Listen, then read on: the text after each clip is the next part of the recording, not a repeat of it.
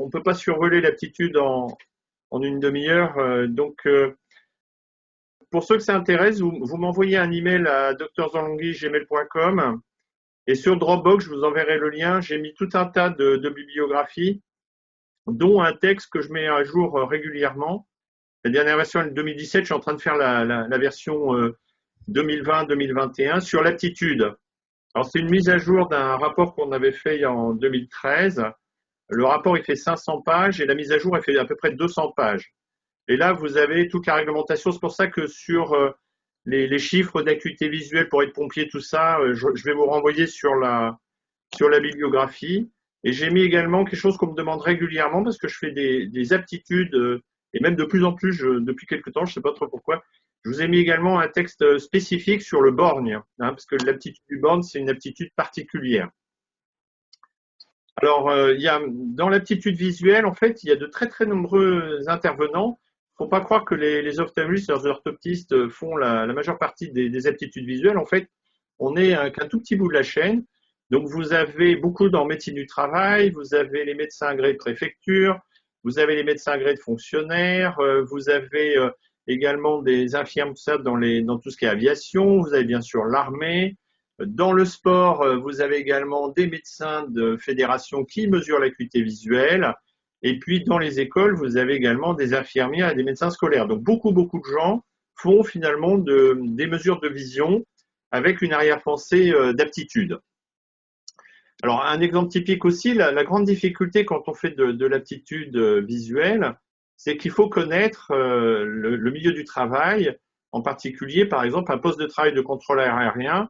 C'est des postes extrêmement particuliers. En plus, il y en a qui travaillent que sur des écrans, il y en a d'autres qui travaillent sur écran et dans une tour de contrôle, donc avec des conditions de lumière extrêmement variables. Et donc, si on veut faire de l'aptitude, il faut aller dans les entreprises. Moi, j'y vais régulièrement, j'aime bien, et je vais voir des postes de travail pour avoir une petite idée de ce qu'ils font. Donc, il faut aller voir un menuisier, il faut aller voir un contrôleur de pièces aéronautiques. Il faut bon, tout ce qui est travail secrétariat tertiaire, ça c'est plus facile, mais il faut aller dans le monde de l'industrie pour avoir une petite idée. Alors, les pilotes d'avion, c'est pareil. Moi, je suis allé dans des cabines et puis dans des petits avions pour voler. Il faut se rendre compte de ce que c'est que la charge visuelle de pilote d'avion pour pouvoir donner des indications d'aptitude. Et en particulier, c'est toujours pareil, c'est des métiers où il y a à la fois la vision du jour, la vision mésopique et la vision nocturne. Donc, c'est des métiers très, très particuliers. Après, nous, ophtalmologistes et les orthoptistes, on est interrogés par beaucoup de questions autour de la conduite. On fait pas mal d'aptitudes quand même autour de la vision des couleurs, le daltonisme, il faut y penser, un garçon sur 10. La chirurgie réfractive, c'est-à-dire que normalement, avant d'opérer un patient de chirurgie réfractive, le chirurgien doit poser des questions, voire faire des tests d'aptitude. Tout ce qui est métier de sécurité, les pompiers. Alors, le travail sur écran, on a pas mal de questions là-dessus avec la fatigue. Quelques sports particuliers, bon, l'exemple typique, c'est la boxe. Et puis après, on a des collègues qui nous interrogent sur plutôt des pathologies. Par exemple, glaucome. Quand le mot glaucome arrive dans un dossier de médecine du travail, les médecins du travail, en général, ont peur du mot glaucome. C'est un mot qui fait peur et ont tendance à mettre à inapte, par exemple, un travail en hauteur alors que c'est pas justifié. Voilà, donc il y a des mots comme ça qui font peur. Le glaucome fait plus peur dans le monde du travail que le diabète, par exemple, curieusement. Alors voilà un petit peu le plan, les quelques fonctions visuelles obligatoires, les autres tests de vision. Donc c'est un peu ce que M. Charlier a présenté, mais je vais en parler un peu différemment. Quelques diapos sur la conduite, et puis après, pourra-t-il travailler quel métier? Le problème des maladies qui évoluent dans le cadre du travail, et je finirai par le sport. Donc je ne parle pas de basse vision, parce que ça, c'est encore un autre grand problème. Alors, il y a des métiers, il n'y en a pas beaucoup, où vous avez des chiffres de réfraction obligatoires. Donc, en fait, c'est en gros les métiers de sécurité de transport. Je vous ai mis, par exemple, si vous dépassez les moins 10 et plus 8, eh bien, vous ne pouvez pas être polytechnicien. C'est un exemple. Les gendarmes, c'est plus 6, moins 7 à peu près, si je me souviens. Les pompiers, c'est plus strict. Les pompiers, ça doit être moins 3 plus 3. Là, s'ils ont plus que ça, ils sont inaptes. Alors l'extrême, hein, c'est les pilotes d'avion, bien sûr, où c'est encore plus précis, hein. Retenez que c'est les métiers de transport et les métiers de sécurité où il y a des chiffres de réfraction. Pareil pour l'acuité visuelle.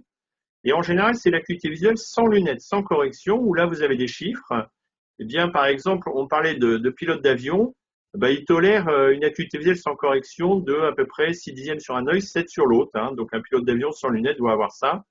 Un contrôleur aérien, il tolère une vision sans correction de 2 et 2 dixièmes, alors qu'un démineur, il doit avoir une vision meilleure. D'accord? Donc, il faut également, pour les métiers de transport et de sécurité, connaître la réglementation sur l'acuité visuelle sans lunettes, sans correction, sans lentille. Alors, l'acuité visuelle, juste une aparté, en expertise, en aptitude, en fait, il y a une norme d'acuité visuelle qu'on a tendance à oublier. Donc, normalement, vous ne devez jamais écrire 5 dixièmes faible. Ça, c'est à bannir, faible. Ça nous pose beaucoup de problèmes, nous, en expertise. Hein, la norme, c'est 3 lettres sur 5. C'est 50% des orthopties de vue. Ça donne le niveau d'acuité visuelle. Donc, il faut mieux utiliser des échelles logarithmiques. Et les anneaux de Landau dont vous a parlé monsieur Charlier, en fait, c'est dans le monde anglo-saxon, c'est-à-dire dans tout le monde anglo-saxon, ils mesurent la réfraction, c'est-à-dire vraiment la consultation de base, c'est à l'anneau de Landau. Il y a pratiquement que en France où on est aux lettres. Mais normalement, il faudrait mieux faire des acuités et des réfractions aux anneaux de Landau, c'est plus précis. Et nous, on fait des anneaux de Landau régulièrement parce qu'en fait, on fait des aptitudes expertise pour des postes de métiers particuliers, les contrôleurs de pièces aéronautiques, hein, dans le monde de l'aviation. Et comme c'est des normes américaines, eh bien donc on doit mesurer l'acuité visuelle aux anneaux de Landau. C'est très simple.